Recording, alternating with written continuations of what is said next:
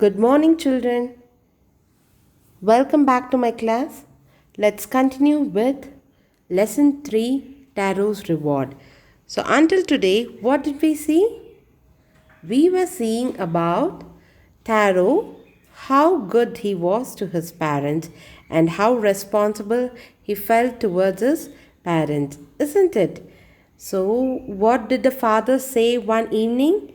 He wanted to drink a glass of sake, a cup of sake. So, what is he going to do? Let's see.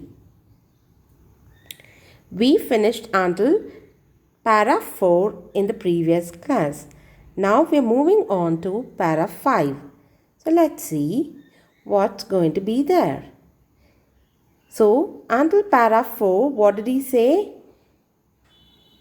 Taro was in the jungle chopping more wood. Though he felt very warm, he wanted to give the best so that he can buy a cup of sake for his father. Okay, so with that thought, he started to begin even faster, thinking of the extra money he must earn to buy the sake to warm the old man's bones. So here in para 5. Then suddenly, Taro stopped chopping. What was the sound? Then suddenly, Taro stopped chopping. What was that sound he heard? Could it be? Could it possibly be rushing water? Could it be? Could it possibly be rushing water? Taro could not remember ever seeing or hearing a rushing stream in that part of the forest. He was thirsty. The axe dropped out of his hands and he ran in the direction of the sound. Taro could not remember ever seeing or hearing a rushing stream in that part of the forest. He was thirsty. The axe dropped out of his hands and he ran in the direction of the sound. So, what we all know that Taro was very thirsty and he was very warm. Though he removed his jacket, he still felt warm. So, he wanted to give something best to his father. So, he never mind what was he going through. But what happened suddenly? He heard a sudden rush of water. Okay, he heard a sudden rush of water and he wanted to drink it, and he wanted to drink because he was very thirsty. Charu saw a beautiful little waterfall hidden behind a rock. Taro saw a beautiful little waterfall hidden behind a rock. Kneeling at a place where the water flowed quietly, he cut a little in his hand and put it to his lips. Was it water or was it sake? He tasted it again and again, and always it was the delicious sake instead of cold water. Taro saw a beautiful little waterfall hidden behind a rock. So, what did he see? He heard a sudden rush of water, right?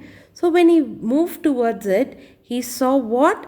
A little waterfall. What is waterfall, children? From a high altitude, when the water flows down, it becomes a waterfall. Okay. In Shimoga, if you have been to Jog Falls, you must definitely know what is a waterfall. Okay. So, Taro saw a beautiful little waterfall hidden behind a rock. So what did he do? He immediately kneels down. Kneels down is falling down on your knees. Okay. Kneeling at a place where the water flowed quietly, he cupped a little in his hands. What do you mean? Cupped a little in his hands. Took some water in his hands as if in a cup. As if in a cup. When you join both your palms together, okay, you create a hollow space in your arm. Okay, that is called as cupping in. That is called as cupping in. Okay, took some water in his hands as if in a cup. Okay, what happened when he tasted that? How did it taste? Like water or like sake? Okay, it was sake. Again and again, when he tasted, it tasted like sake. What do you mean by delicious? Very tasty, very tasty. Taro quickly filled the pitcher he had with him and hurried home. Taro quickly filled the pitcher he had with him and hurried home. The old man was delighted with the sake. The old man was delighted with the sake. So, what do you mean by pitcher, children, over here? Pitcher means a pot usually made of mud. A pot usually made of mud. Okay. So, Taro quickly filled the pitcher he had with him and hurried home. The old man was delighted with the sake. The old man was delighted with the sake after only one swallow of the liquid. Swallow is getting the liquid inside the throat. Okay. Only one swallow of the liquid. He stopped shivering and did a little dance in the middle of the floor. Okay, the father was overly delighted, children, over here. So he just gulped one swallow, one sip of it, and he felt so energetic and he was so happy, so that he could make a little dance in the middle of the floor. Now moving on to the next para. That afternoon, a neighbor stopped by for a visit. A neighbor stopped by for a visit. Taro's father politely offered her a cup of the sake. The lady drank it greedily and thanked the old man. Then Taro told her the story of the magic waterfall. Thanking them for the delicious drink, she left in a hurry. By nightfall, she had spread the story throughout the whole village. Throughout the whole village. Now here, what happened? The next day, okay, a neighborhood person, okay, a person from somewhere around the neighbor, she came for a visit, okay. So, father, if anybody comes home, what do? We offer them any drink or food, right? That's how we welcome our guest, isn't it? Just like that, Taro's father offered her a cup of the sake. Now the lady drank it greedily. See, when it is very delicious, so tasty, how do you think? Just imagine, children, one person is giving you a cup of mango juice, a glass of mango juice. First sip, you hesitate and drink. And when you know the taste, it's going to be very delicious. What do? You try to finish it off all in a sip. Don't you do that? Yes, that's called as a kind of greedish act. Okay, so here greedily means as if desiring more and more, as if desiring more and more, not getting satisfied with whatever is given. Okay, you need more of it. That is called as greedily. Okay, so what did Taro do? He told that lady the story of the magic waterfall.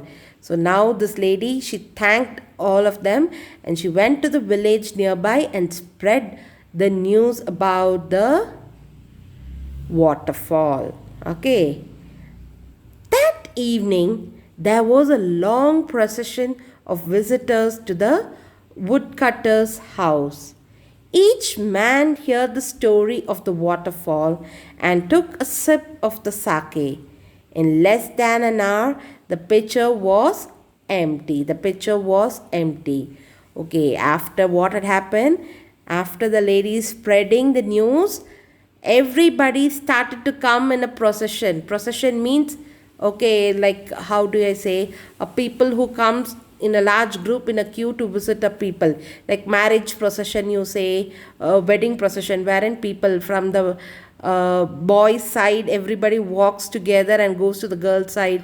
Such kind of procession is called as a procession. Okay, that evening there was a long procession of visitor to the woodcutter's house. Okay, so they very happily gave a cup of sake to everyone, and the whole pitcher was empty in a minute. Okay, now moving on to the 10th para. Next morning, Taro started for work even earlier than the morning before. He carried with him the largest pitcher he owned, for he intended first of all to go to the waterfall. When he reached it, he found to his great surprise all of his neighbors there. They were carrying pitchers, jars, buckets, anything they could find to hold the magic sake. Then one villager knelt and held his mouth under the waterfall to drink. He drink he drank again and again and then shouted angrily, "Water, nothing but water." Others also tried, but there was no sake, only cold water. So, what happens here? Next morning, Taro started for work even earlier than the morning before. Okay. He went to the work even before. Okay. He carried with him the largest pitcher. Pitcher, I told you, a jug kind of thing. Okay. He owned, because intended means planned. Okay. First to go to the waterfall and then to resume to the work. But what happened? He found all the neighbors there. They were carrying pitchers, jars, buckets, whatever could possible to find it. And he also found one person kneeling and directly drinking through his mouth. Okay. But what happened? He started shouting in anger, saying that it's water, nothing but water. Okay. Others also tried, but there was no sake, only cold water. Let's see what is the magic behind this, children. Okay. "We have been tricked," shouted the villagers. Para 11. "We have been tricked," shouted the villagers. "Where is Taro? Let us drown him in this waterfall." But Taro had been wise enough to slip behind a rock when he saw how things were going. He was nowhere to be found. Okay, "we have been tricked," the villagers were shouting. Okay, it means tricked means deceived, cheated. Where is Taro? They wanted Taro so that they could drown him in the waterfall. Drown him means putting him deeply into the waterfall wherein he can't breathe also. Okay. But Taro, he had been wise. Looking at the things, what's happening around, what did he do? He went and hid himself behind the rock. And he was nowhere to be found. Muttering their anger and disappointment, the villagers left the place one by one. Taro came out from his hiding place. Was it true, he wondered? Was the sake a dream? Once more, he caught a little liquid in his hand and put it to his lip. It was the same fine sake. To the thoughtful son, the magic waterfall gave the delicious sake. To everyone else, it gave only cold water. So here, what happened here? Muttering. Muttering means speaking among themselves. Okay, speaking unclearly. They keep talking to themselves, right? That's called as muttering. Okay. Muttering their anger and disappointment, the villagers left the place. Now Taro slowly came out of the hiding place, and what did he do? He just tasted a little bit of the cold water again. But to him, it tasted the same delicious sake. Okay, so what did he do over here? He caught few more sake into his pitcher. What actually happened here? Because he was very thoughtful and he had a good cause for himself, for his old parents to be safe and secured, he could get the best sake. But to others, all were very greedy, right? So what did they get? They got only water, cold water here. Got it, children? You understood? Okay. So here the story of Taro and his magic waterfall reached the Emperor of Japan. Emperor is a king. Okay. Emperor of Japan. He sent for the young woodcutter and rewarded him with 20 pieces of gold for having been so good and kind. Then he named the most beautiful fountain in the city after Taro. This, said the emperor, was to encourage all children to honor and obey their parents. So, here in this para, now the story of Taro, okay, it reached to the king, that is the emperor of Japan, and he sent a word for the young woodcutter and he praised him very much, and he also rewarded him with 20 pieces of gold. Because of what reason? Only one reason, that he was so kind and good. So kind and good. Then he named the most beautiful fountain in the city after Taro. This, said the emperor, was to encourage all children to honor and obey their parents. So, here, children, you must understand, when you're going to be good to everyone, definitely you're going to be rewarded. When you're good, when you're kind, when you're patient, when you understand the responsibilities, when you take up hard work, these are the good habits which you people have to cultivate. When you people start doing this, what will happen? You people are going to get the best reward in your life. It may not be money, it may not be magic, children, but the blessings of everybody itself is a best reward you could get for your life. You understand? So, this is the moral which you have to learn from this lesson. It's the best story I've ever heard, and I would love even you people to hear about this story.